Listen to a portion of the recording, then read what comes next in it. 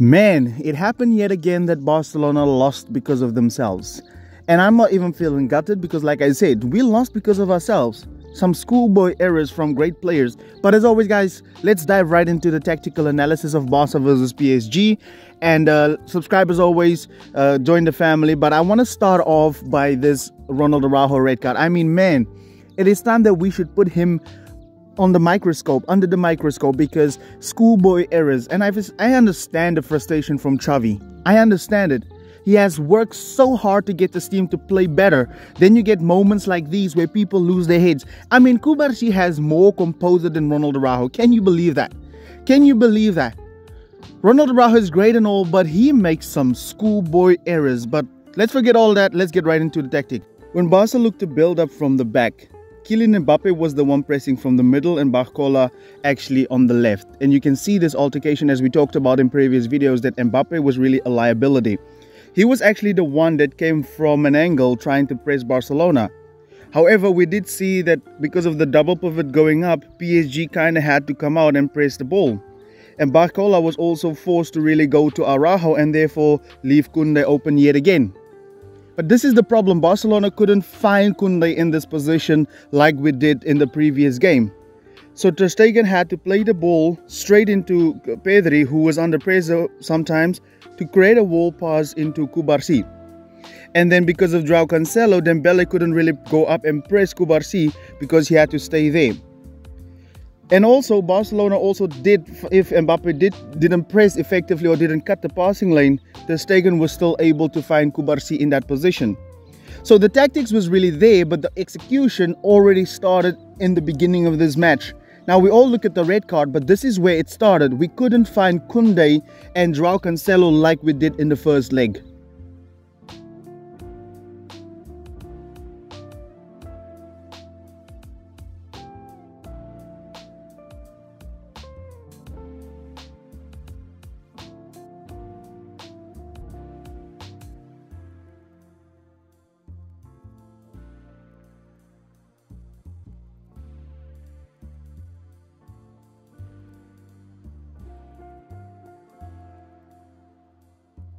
Like we discussed in the Cadiz video, we did see also Barcelona coming out. When the game started to settle down, you started to see the back three early from Barcelona.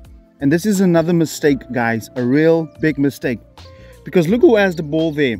In the Cadiz game, I really thought that Cubarsí was the one who's going to be in the middle, with Araujo maybe be on the right side. But positionally, that would be incorrect, right? So Barcelona was really marked and Barcola came up here and we couldn't find Koundé. We couldn't find Cubarsí wide, right? Instead, what happened here is that Ronald Araujo was tasked really to keep the ball, draw these players out of position.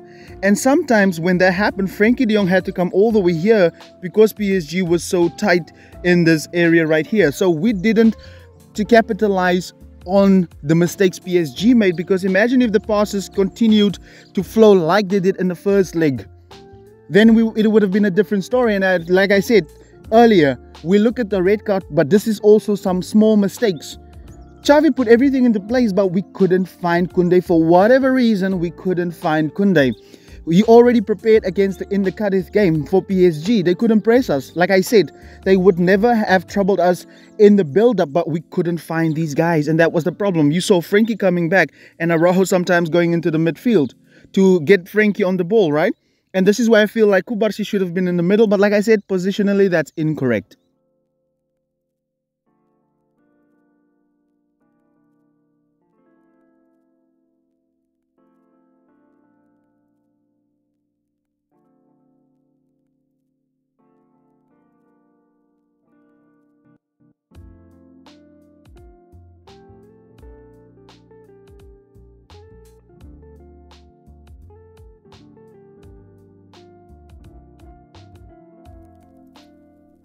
However, when we scored that goal, right, remember what I said, overload to isolate. When Lamine Yamal got one-on-one, he actually ripped Mendes to stretch. And what did I tell you in the preview video?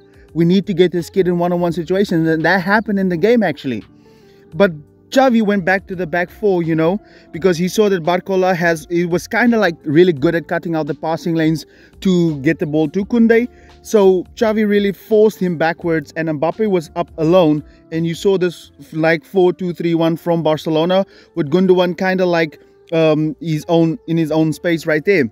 But you did see that Barcelona, when the goal happened, Barcelona actually isolated PSG, and Robert Lewandowski went over, and you also saw that Gundogan went in that space, and Barcola had to really cover Ruiz, or Ruiz had to cover Barcola, and that is where you got Lamine Yamal one-on-one in that position. But unfortunately, after this, the red card happened, and Barcelona was once again ripped to shreds after that. So what happened after the red card?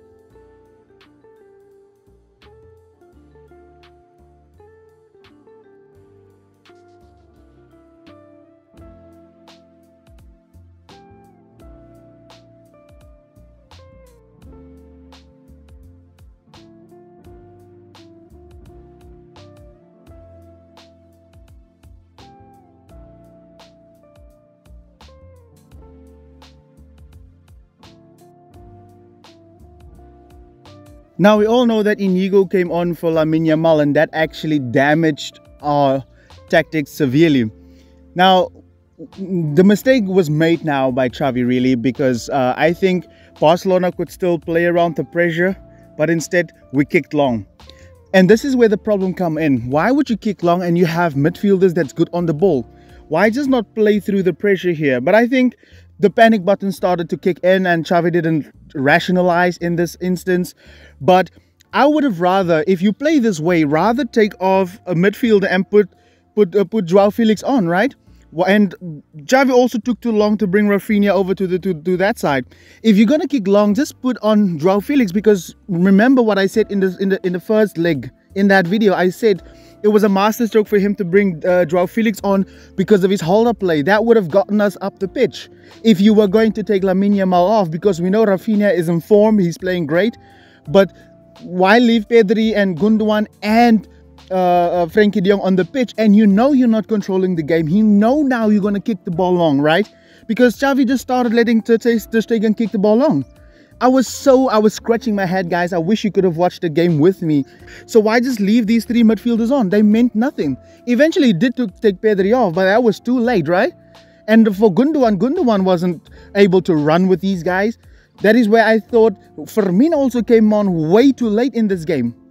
But like I said, guys, when the red card happened, nothing was really the same anymore.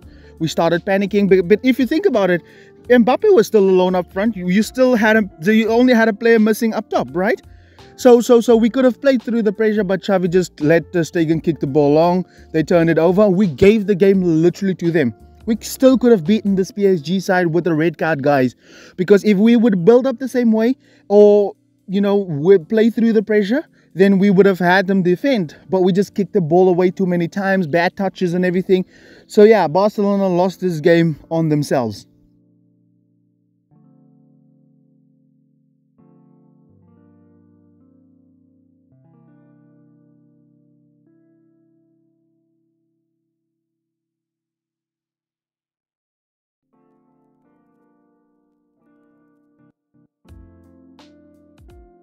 But I guess it's easy for me now to say Xavi should have done this, he should have done that, because I wasn't the one dealing with this in real time. But hey, that's just how it is. We all criticize, we all question after the games, right? But as always, guys, that's all for me in Barcelona in possession. Stay tuned for PSG in possession. As always, do subscribe. Thank you very much. See you next time.